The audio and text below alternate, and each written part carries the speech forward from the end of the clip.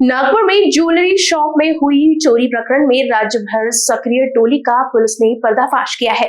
दुकान के CCTV footage से पहचान होने के बाद जांच तेजी से चल रही है।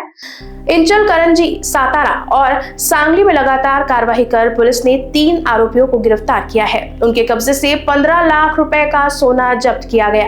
आरोपी विभिन्न शहरों में नौकर बनकर काम कर चोरी करने का मौका तलाशते थे, ये खुलासा हुआ है। तहसील पोलीस स्टेशन येथे अपराध क्रमांक 210/2025 कलम 306, 317(2)(3)(5) भारतीय न्याय संहितेनुसार एक गुन्हा दाखल करण्यात आलेला आहे।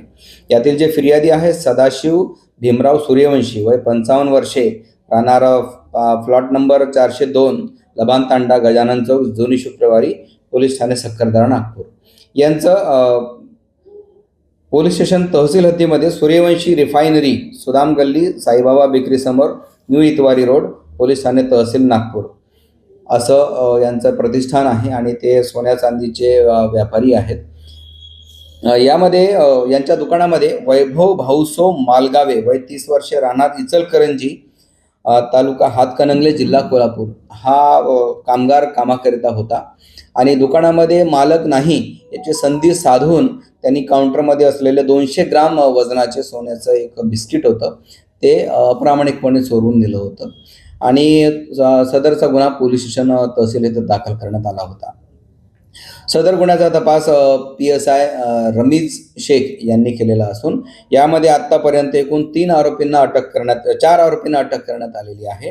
त्यामध्ये वैभव भाऊसो मालगावे, जगन्नाथ प्रकाश जावीर, चेतन प्रकाश जावीर, प्रशांत नानसो मोळीक हे सर्व आरोपी जे आहेत ते पश्चिम महाराष्ट्रातील सातारा आणि सांगली जिल्ह्यातील आहे। यांची मोडस अशी आहे की संपूर्ण भारतभरात जे सोन्याचे व्यापारी असतात, सोना चांदीचे व्यापारी ज्वेलर्स असतात, त्यांच्याकडे नोकरी करणे, विश्वास संपादन करणे आणि जेव्हा संधी मिळेल तेव्हा त्यांच्याकडे जो सोन्या किंवा चांदीचा मुद्देमाल असतो तो चोरून त्याची विल्हेवाट लावणे, आपसामध्ये वाटून घेणे अशी ती मोडस होती।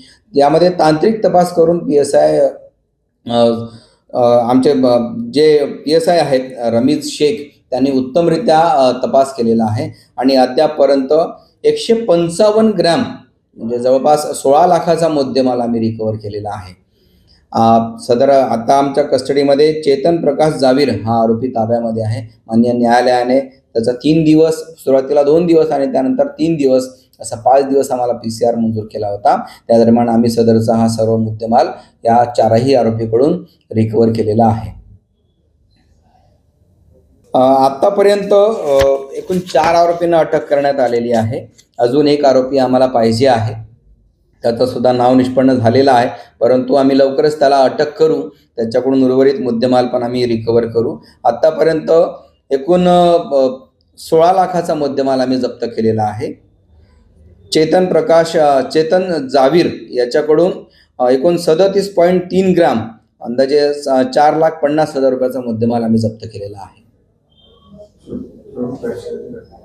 Bureau report, Lokvahini news, Nagpur.